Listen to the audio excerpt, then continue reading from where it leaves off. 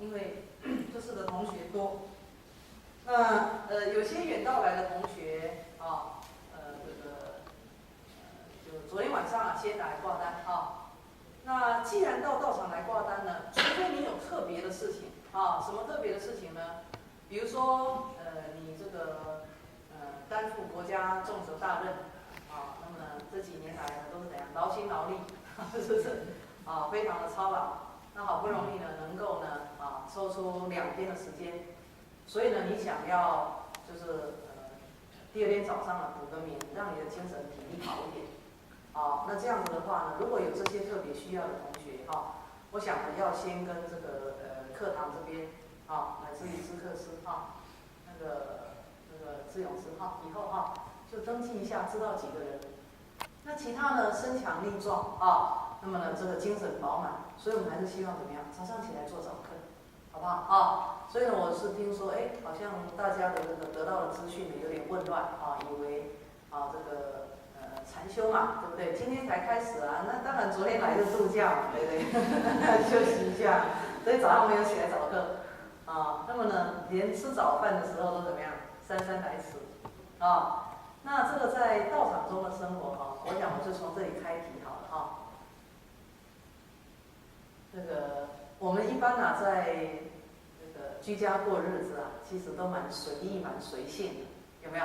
是不是随意又随性那么呢，早上睡到怎么样这个太阳晒到屁股还不起来，是不是那晚上怎么样也没什么重要的事情就怎样9点、10点、11点模糊不睡，到后来怎样1点、2点等到怎么样？看到太阳快怎样快升起了，然后才怎样？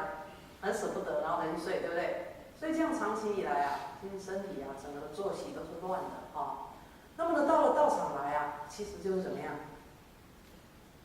过一种规律的生活那一般居士到道场来呢，心情呢都很虔诚，很踊跃那么呢，很这个法喜，很振奋，所以呢，到道场来呢也就愿意怎么样？跟着大众早起早眠。那但是呢，住在道场中的人住久了怎么样？他的弹性就快疲乏了，他那个兴奋的啦、法喜的啦、激动的那个心怎么样？慢慢的没有了所以呢，这个住道场，无论是但以出家众为主那乃至于在家众住道场，偶尔呢对早晚课呢也会有一种怎么样倦怠的心那这个我想在每个道场大部分都这样乃至于呢，我以前到大陆去讲课的时候那大陆的这个道场都大乃至于100多人出家众100多人就住在那里，然后他们的那个僧值呢，天天早上怎么样都在那边盯着，虎视眈眈盯着，看谁没起来早课，看谁迟到了那么呢，在盯着的过程中呢，被盯的跟盯的人呢，好像彼此就要怎么样，就要结怨了就要结怨了一个呢催他要起来做早课一个呢怎么样，觉得你为什么老是盯上我了你那个还有人呢，你都不管，你怎么盯上我这样那么呢，其实我就常常跟这个住道场的人提醒我们先从佛法的一个基本的定律来看。那么在讲这个佛法基本定律的时候呢，我们先来看我们都念过这个自然科学的这个天文学的基本知识吧都念过了也就是知道说太阳那么呢这个我们是怎么样几大行星现在发现9大那么呢以太阳为中心绕着转。那么呢这个定律呢这个西方从这个哥白尼科普勒他们呢去观察天象，慢慢的计算出轨道那么累积出一些怎么样观察的数据呢，才确定出来但是现在问题是太阳那么其他的星球绕着这个轨道走，为什么？太阳有没有一根绳子吊着它，让它固定位置，有没有？好像目前好像还没有发现哈。那我们的地球呢？那月球呢还绕着怎么样？还绕着地球的轨道这样子啊，它这样走。有没有一个绳子去套着它们？有没有？好像没有哈。那如果没有的话，到底什么力量在固定？到底是什么力量在固定这些星球？啊，所以呢，牛顿这个古典物理学呢，牛顿怎么样呢？他说他提出万有引力，这个吸引的、排斥的跟平衡的力量呢，虽然是看不见的，可是它有哦。如果没有的话呢，这些星球它不会呢再怎么样，在一个没有用绳子吊着，没有用这个怎么样木板支撑着，没有用这个钢筋呢绑着的情况之下，它可以呢整个天体的运行呢是这么样子的平衡，是这样子的协调。那我讲这个呢，重要的是提到什么呢？佛法讲六道轮回，六道轨道。所以我们呢，我们说我们是人道众生，那么人道众生属于人的这种生命状态的存在体呢，它是在循着一个轨道走，循着一个什么轨道走？循着一个会变成我们这样子的一个轨道走，然后呢，它里面很多的因素跟条件。好，所以太阳也好。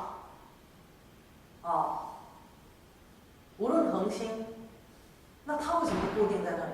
行星为什么它会以恒星为一个怎么样轴心向心的力量，然后呢，恒定在某一种立场的固定距离中绕着走？为什么？那就是呢，它静跟动的力量，向前跟向后的力量，向上跟向下的力量怎么样？互相的加减乘除。平衡到某一种状态，所以呢，我刚刚提到说，我们在家里呢是怎么样？是失去失控的。那么失去失控呢，就像我们也可以把自己想成一个星球，我们这个星球乱乱撞，这样乱撞，那撞到后来会怎么样？会坠毁，会掉到哪里去？有没有乱乱撞、乱乱撞飞上天的？没有，乱乱撞都是掉下去的。所以呢，到道场来呢，其实很有趣哈。我常常跟这些有时候呢被纠正啊，被提醒那么呢被升职呢，这个提醒说，你不应该这样，你应该守规矩，你应该怎么样？我说，其实我们大家来修行是什么呢？自己的内心里升起一个，我要向上，我要改变我现在的轨道。是不是有这个心？大家呢来到一个环境，来到一个环境以后呢，有好的观念，这个好的观念呢，带领我们向上。这个好的观念呢，带领我们所有的身口意三业所做出来的对身与心的影响，带我们到一个好的方向。那因为我们平常呢不习惯这样好的规律，所以呢常常会失序，常常会脱轨，常常会失控，不是吗？所以，如果有人在大众的这种团体生活共作中呢，推派一个代表，出来怎么样，让大家不要失去，不要脱轨，你应该感谢他，而不是应该跟他成仇，对不对？那么常年住道场的人，他就怎么样？无论懒惰的啦，无论懈怠的啦。无论放逸的啦，无论失序脱轨的怎么样，他就着道场道好的运作方式，是不是？他慢慢的上了轨道，你不上也得上，你上不了你也得上，你跟不了你也得跟，慢慢跟，慢慢跟，慢慢跟，就怎么样？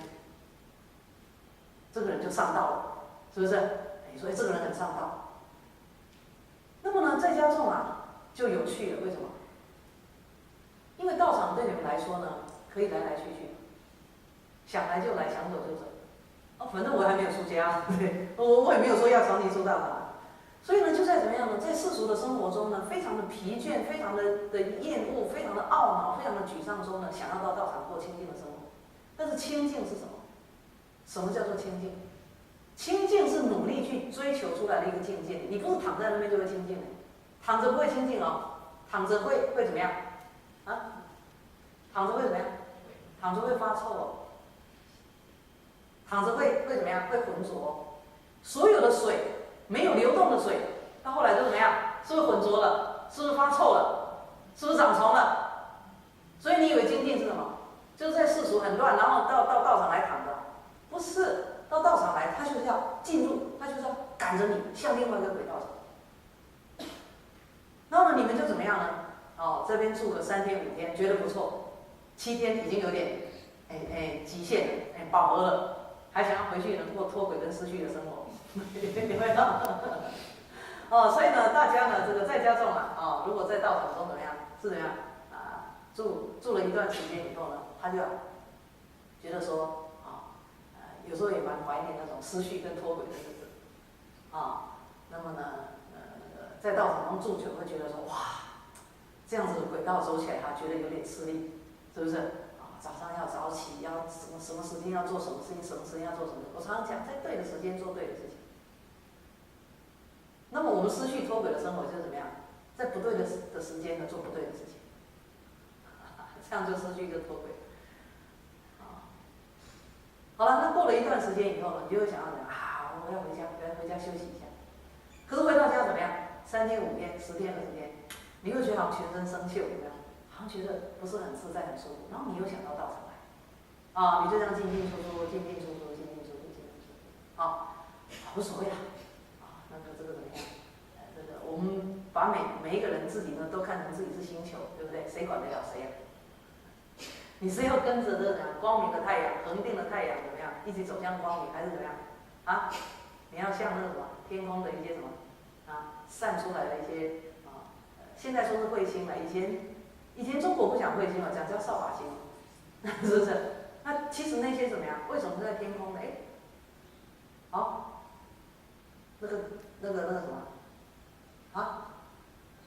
属于那个星球中的一些在运转中的被打出来、被散出来的一些这样小小的石头、陨石的一些怎么样？那么它划过星空，为什么会发亮？因为呢，它高速的这个怎么样飞行的时候，跟空气产生摩擦，然后呢，它就燃烧掉，就怎么样？在空气中呢，就散掉。那么呢，如果没有散掉，还打到地球来了，陨石会把地球打出大洞。所以现在呢，有一种天文学家呢，专门在怎么样观测这种星象，看哪一些什么在宇宙中哪一些星球会怎么样失去脱轨，然后撞到地球，有没有这样的例子？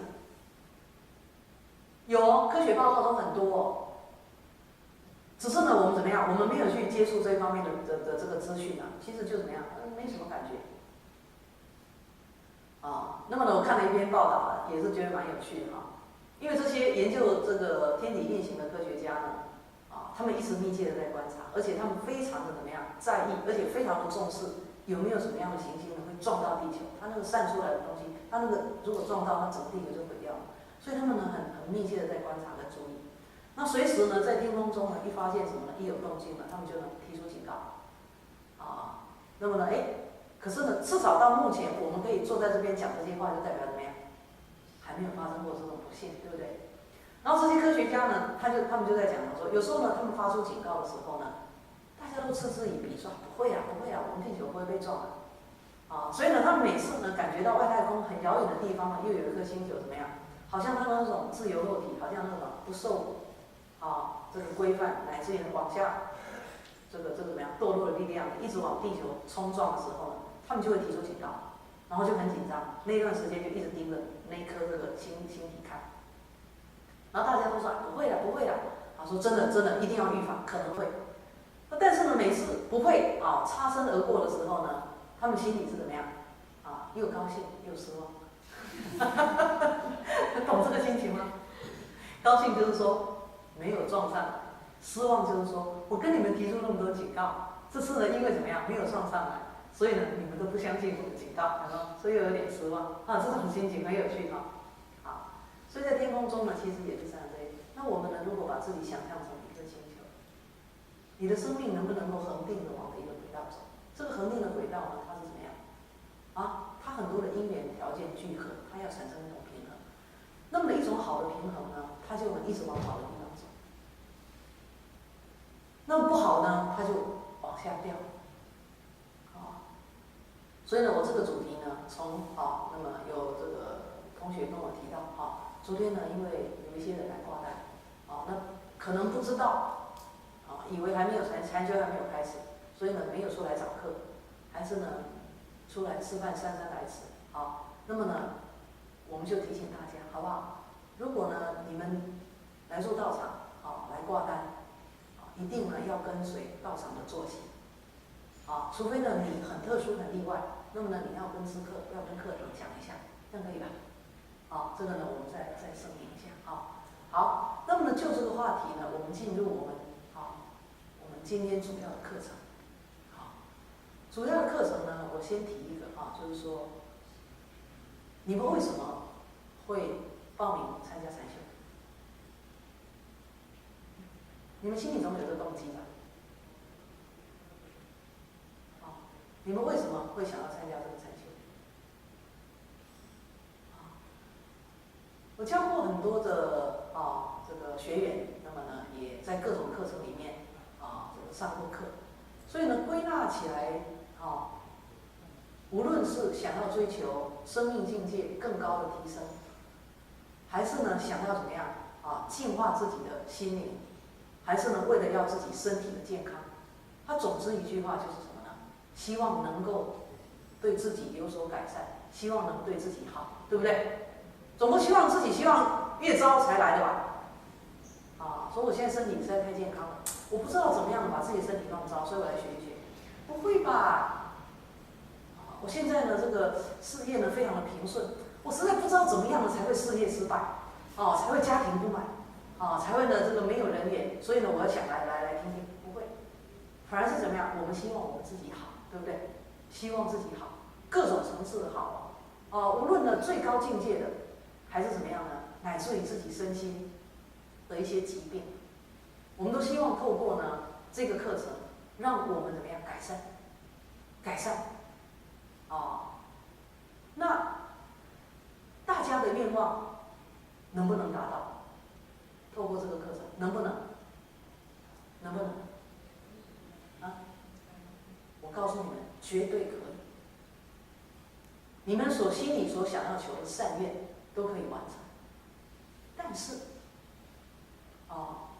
就像佛陀所说的，每一件事情的结果，它都是有很多因缘，就是有很多的条件、很多的因素呢，共同造就一个结果。所以我们在这个课程里面，以我带着学院的这个师父跟志工们，我们开设这个课程。我们尽量做到什么？第一个，给大家好的观念，正确的观念。观念为什么好？观念为什么正确？以我们讲课的一贯的方式呢，不会要你们无条件的相信。我反而会是怎么样？讲一个好，我会分析为什么好。那么呢，整个的环境，我觉得也应该还不错，蛮理想的。所以当年呢，这个讲堂呢还没有这个建造起来的时候，我们这个所有的活动，这个主要禅修的活动都在这个法印楼的那个禅堂，那么那个地方呢，这个怎么样？挑高跟这里比怎么样？比较矮，对不对？空间跟这里比较窄，是不是？所以上次呢，我们一次禅修在这里办过，有感觉这里更怎么样？开阔舒畅，所以我们就怎么样？移到这里来。我们是认为我们能够给大家好的观念，而且这个好的观念呢，绝对跟你们讲理、讲道理，不会要你们呢在完全没有办法选择，也完全没有办法思维的情况之下呢，一定要你们接受，不会，一定会跟你们讲理。所以呢，我们自信，而且确认呢，我们所传递的呢是一个好的观念。我们提供的环境呢，也相对的好。你说绝对的那是不可能的。哦，尤其呢，比如说以空气来讲，是不是？我们只能够说跟都市比，当然乡下空气清新吧。那你如果还要比，那我们是不是要不要比到那个什么呢？台湾呢，更高的山，还是呢在世界各地呢找到一个怎么样空气最好的地方？不可能我们住在这里，相对好不过讲到这里呢，打个闲岔这个有一个居士呢是在贝里斯，那前一阵子呢，到台湾来见赵慧法师，那也跟我见面。那他在贝里斯好像是一个很不错的地方的。贝里斯，你们怎么都没有表情真的这么纯洁都没有到外面乱玩有些人谈到那个世界各地有名的景点，大家就兴奋得不得了然后他在那里呢，他说环境非常的好那么呢，他跟他先生共同的理想，就开了一个这个生态旅馆那么呢，这个世界各地的人尤其欧美的人到他们那边度假那么呢，最自然的环境，最干净的饮食那么他拿那个照片给我，那个水非常的蓝整个环境非常的好马上跟我说师父，这个你办禅修还是你要禅修呢？欢迎你到这里来。我说我现在呢缺的是时间，不缺空间。我说我太忙了不过我真的谢谢你谢谢我会放在心上那我说呢，你在那边你也一个就他那个有点就像民宿嘛那种经营的非常好，然后他们也跟世界各地到他们那边去而且去的都是怎么样的一个家族那么比如说欧洲人在最冷的冬天还是最热的夏天的时候，他们那边气候都非常好所以呢都到那边度假我说呢，既然你在那边提供他们一个很好的这个休闲放松的我说呢你自己也可以学点禅修，他是佛教徒我说你自己学点禅修那么怎么样呢这个尽可能的把你所知道的好的观念，因为你给他们一个好的物质的环境好的饮食的这个环境，但是呢再给他们怎样提供好的心灵的方向。我说这样会更好。我说所以你自己也学禅修那么呢我如果没有时间去，你就怎么样把好的佛法在那个地方呢你自己也可以弘法，是不是这样好了，所以呢我们要找更好的地方，我想呢也不可能所以学院呢是相对好，还不错的好。那么呢观念好，环境好，可接下来还有一个很重要的因素，如何才能够让你们的善愿心想事成？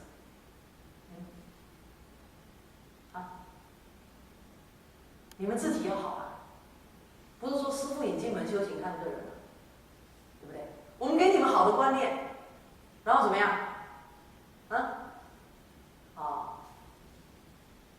好的环境，告诉你们人要好，要怎么样过才会好两边示范一下，对不对？那么分成四个梯次的课程，都把一些基本的和最重要的方法跟观念告诉你们。那你们回去不做，那谁有你的办法？谁有你的办法谁有你的办法？你们知道吗？所以呢，看到这里呢，就会知道怎么样人与人之间如果是师生关系，是朋友关系，那就怎么样好的观念讲一讲互相的陪伴互相的劝善对不对？那回去你们就要自己做了，是不是？可是人世间的关系，除了师生关系、朋友关系，还有一种什么关系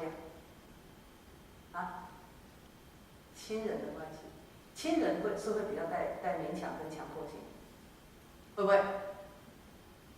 我们在学校教书，我们认真的教小孩子不读，我们都会告诉他说你不可以不读你应该怎么样。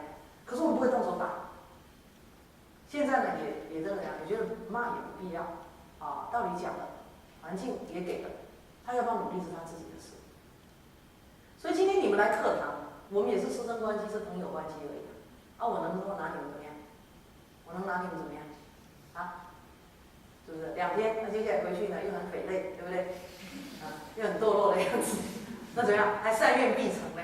不要想了，你连想都不要想，不要想善愿，不可能。所以呢，你要努力做，可以吧？所以我们应该可以这么说这个怎么样？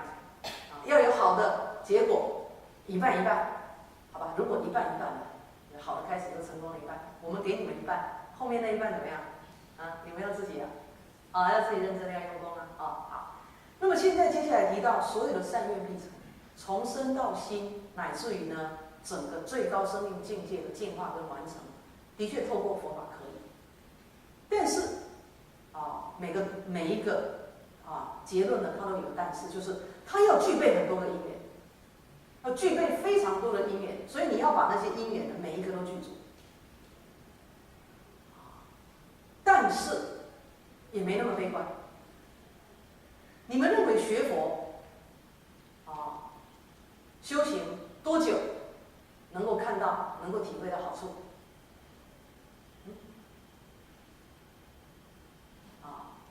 其实是立刻，马上。你说呢？有那么快？当然有那么快。在经典中呢，佛陀他强调一个什么呢？现法乐住，现法乐住，就是你所学到的，你都要当下能够体会它的好。因为好与不好是什么？如果你没有用你生命的经验呢，亲自去经验它好，那你又如何接受它会让你好的这个信念，而一直这一生走下去呢？了解我在说什么吗？我举个例子吧，比如说说吃这个东西有人呢跟你推荐吃这个东西很好，那你要不要吃？你到底要吃还是不吃？你要吃还是不吃？在你不知道它好之前，要分析为什么，听起来好像蛮有道理。等到你吃下去以后，吃1天没感觉，吃3天没感觉，吃10天没感觉，吃10年都没感觉，那你还要不要继续吃下去？如果都没感觉，你还继续吃下去，那么就是你对于这件事情有了信心，你非常有信心，但是在生命的经验中，你还没有感受到它好，这样同意吧？这个观点没错吧？对不对？但是如果他告诉你说这个很好，然后怎么样？你一吃了以后，立刻怎么样？感觉很好，那你持续的一直吃它，一直用它，觉得越来越好，那么你10年都如一日的去做这件事情，那么这个你做这件事情就不只有信心而已，还有什么？还有你曾经得过的好的经验，去印证它真的好，不是吗？所以你想想看佛陀所告诉我们的所有的事情，如果我们10年、20年、30年都这样子的做，然后通通不能够感受到一点好，那除了信心，我们还能够怎么样走下去呢？这条学佛的道路，你们可以体会吗？所以佛陀非常的强调现法乐住，现法乐住哪几个字呢？现就是现在的现，法就是这个法律的法，佛法的法，乐就是快乐的乐，住是怎么样？住宿的住，安住的住。所有法，正法、好的法，你一定都能够怎么样？当下能够得到受用。